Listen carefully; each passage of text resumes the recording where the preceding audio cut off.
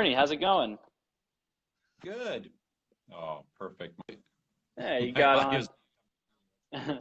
Glad you got on with no issues. That was probably the most seamless transition we've had so far of this. uh, okay, great. so Well, let's get started. you mentioned it's noon by you. Where are you at?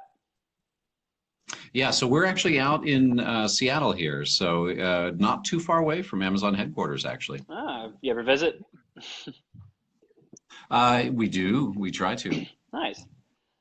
So why don't we start off? I'd love to hear a little bit about yourself, and then obviously a little bit about the few ventures that you have.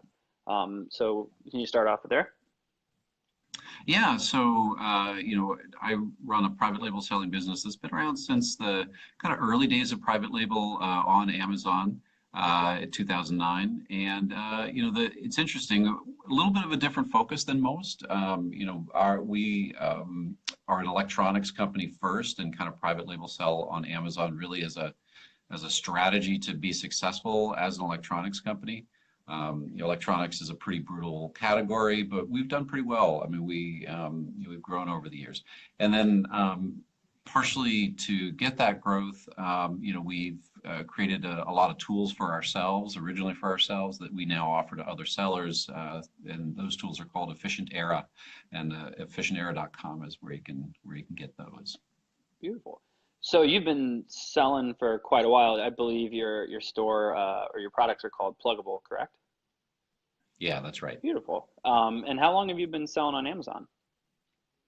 Yeah, since 2009. Wow. So you're coming up on your 10-year anniversary. Yeah, not quite. Soon. Should I buy what? So what do I need to buy myself? What ring type is that? I don't know. I think Amazon should buy you one. It's probably going to be it'll Right. be Yeah. on Prime. So why don't you tell us a little bit about Efficientera? Obviously, that's how I've come across you guys in the past. You guys have some great Amazon tools. I'd love to hear about. If you could tell us a little more about that. Yeah, for our main, our own selling business, kind of interaction with the customer is a key thing. And so there's a lot of kind of events, positive and negative events on Amazon that Amazon doesn't tell you about, product reviews, for example. And then there's just a lot of data that you can get out of Amazon reports that Amazon doesn't really normalize and kind of relate to other things. Just as a kind of a random example of that, Amazon has an ability to take emails that you've gathered as part of an external email funnel and actually match those to orders and customers on Amazon, so that you can basically bring your customers to Amazon but not have to surrender kind of full ownership of those customers. So our tools call those APIs and do that matching for you. You just upload your email list, and we do all that automatically. So there's just really a wide range of different tools like that that help with different aspects. We do all the analysis of all of your Amazon ads, and we do bid recommendations kind of to optimize your ads and optimize your spend. And sponsored products is super important now, so you can do that more effectively. We keep track of, we pull in all of the data that there's a lot of things where Amazon kind of gives you today's data, but then doesn't really let you see that in historical perspective.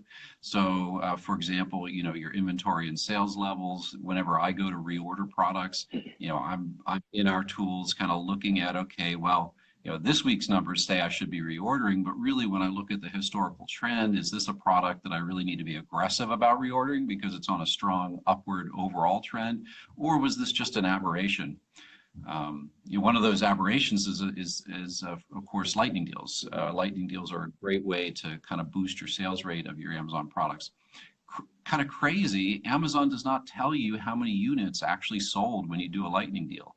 Have you ever done a lightning deal, Andrew? I have, and we have that same frustration actually all the time with our own clients of, we'll run a lightning deal and they'll go, oh, how did we do? How much did we get over, the PPC that you guys are running or the organic sales? And we'll just go, I don't know. I can guess. It's crazy that Amazon doesn't report that. So Efficientera.com, if you use our tools, we report that Mm-hmm. and let you both get counts of how many items sold for each lightning deal, and then just generally kind of search through your history of any lightning deals, any promotions, any coupons.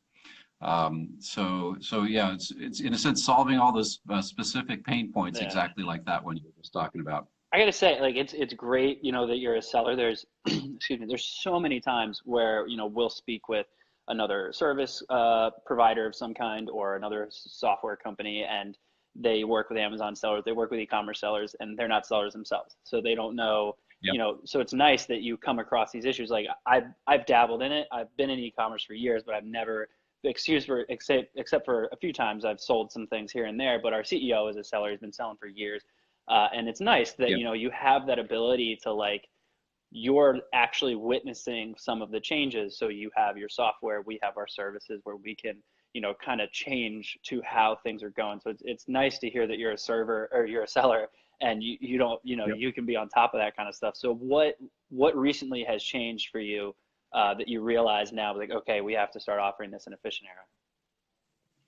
Yeah, well, one kind of, in a sense, a negative change that just is hitting right now, it's kind of breaking news, is Amazon's constantly changing their policies, and one of the policies that they're changing is they're going from kind of allowing you to have a multiple email sequence to customers to making it part of their guidelines and rules that you can only send a single unsolicited email to customers. So that's another thing that our tools do, is we have a full post-order email system. Mm-hmm. And for most sellers, all of our tools kind of come under one price. So when you kind of add it all up, our tools are usually quite a bit less expensive than choosing a bunch of other ones. But it means that we're into interesting things like this, where now Amazon makes a policy change, and our tools actually do allow you to do a multiple email sequence. But we're going to be now, this announcement's happening live here. We haven't had a chance to even post about it.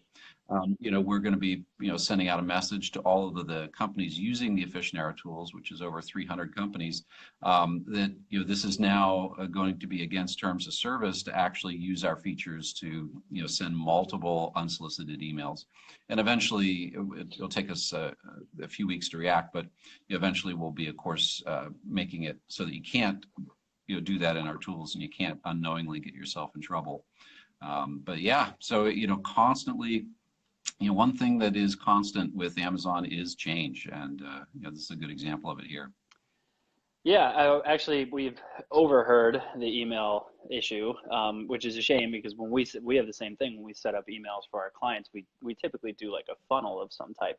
If we have a client that sells coffee, so our first email may be like a thank you for ordering, and maybe a recipe or a guarantee or anything like that, but nothing else. We won't ask for a review. Then we'll wait a little while and then ask for the review. So they've seen our email before, they've opened it. It actually improves the open rate. But now that they're making us only send one, we're kind of like, okay, so we have to find a new way to work around this. So of course, typical Amazon, making life hard for everyone. They love to change stuff up. Sometimes, they'll open up new things. Like they finally, for those sellers who have AMS, finally started giving more reporting and stuff like that. It's like, oh, great. And then the next week, it's like, by the way, you're limited on emails now. So it's kind of like they like to stack good stuff with bad stuff. And then, like, it was the tax nexus, then it was AMS reporting, and now it's emails going away. So hopefully the next thing's going to be pretty good. So we'll see what happens. Yeah, there's always a lot happening with Amazon. I mean, they're very decentralized. I don't think there's any, kind of one entity at Amazon that's coordinating all this, good news and bad news. Yeah. It's a big set of decentralized, empowered teams.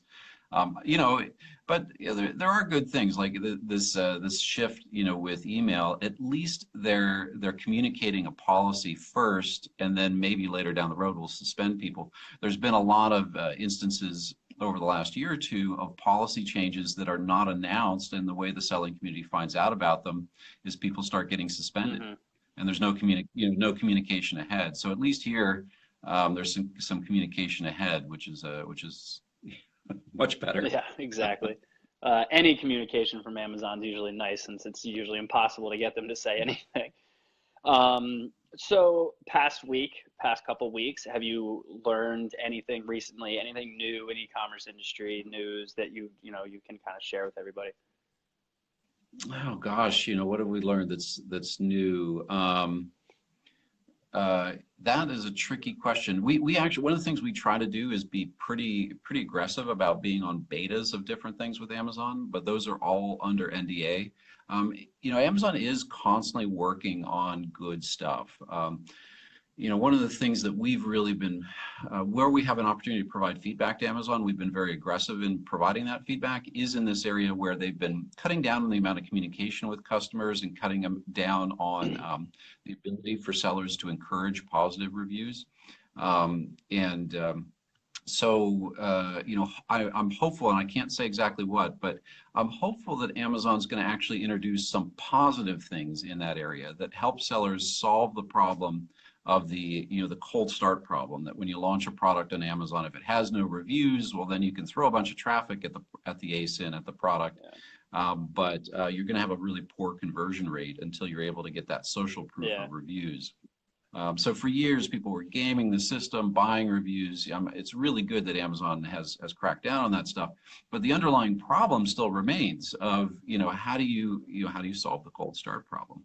And Amazon introduced a program last fall where you can pay, I think it's $60 and get, they will kind of encourage the first few organic buyers to submit reviews, or, it's more than the first few. They'll encourage potentially the first dozens or hundreds of early buyers, and they'll give them a small financial incentive if they'll submit a review. Yeah. And they do it at random so that it doesn't influence the results. Mm-hmm. That's an okay program. We always sign up for it, but it doesn't, it doesn't produce dramatic results. It probably increases the conversion rate of orders to reviews, maybe doubles it or something, but it's from a pretty low base. So there are other things that Amazon can do that would be much more effective. For example, over on the retail side, if you wholesale products to Amazon, for years they've had something called Vine, which allows you to pay Amazon, a significant chunk of money, but then, and you have to give them a bunch of free product, but then they will distribute in a fair manner that product out to reviewers, and you'll get those reviews, that are both in the interest of the customer, that are uninfluenced, but also in the interest of the seller and brand, that actually get things started. And so we'll see whether things like that are going to be introduced here. So when you're launching a new product, what is your tactic? Do you usually, go over your margin and throw a bunch of marketing money and do a bunch of PPC, maybe even AdWords and stuff like that? Or do you try to break even? Do you say, forget it, I'll wait it out and try to gain some more traction? It's definitely a question we get all the time. So I'm kind of curious as to what your approach is. Yeah, I think in any competitive category, you've got to be prepared to invest to lose money. And it's tricky, as a business owner. This is not, a lot of these businesses are not high cash flow businesses. You've got a lot invested in inventory, you've got low margins, so that decision about, okay, well, really, how much can we go into the red here with this product launch and hope to recoup it? I think that's the environment we're in. The days on Amazon where you could launch a great product at a great price and it will just sell itself and take off on its own, those days are done unless you're able to actually get press for the product or something like that, some sort of external validation. But absent that sort of scenario, you've got to spend some serious bucks to get that product, up in Amazon's algorithms and up in the consumer's mind. Bernie, I appreciate it. Thanks for chatting with me. You want to take a second to tell everyone where they can find you, a little closing on Efficientera? Absolutely. So just go to Efficientera.com, and if you go to Efficientera.com/flywheels, a lot of what I talked about here on the call, we actually have written a book on kind of our philosophy and our strategies for selling on Amazon. It's called Flywheels and Feedback Loops. It's available, of course, on Amazon and in Kindle format, and give you a great idea also of kind of what our tools do and how we were successful and are successful, building a business on Amazon. Perfect. Bernie, appreciate it. Thanks for talking with me. Yeah. And thanks, Andrew. We'll be in touch. Have a good one.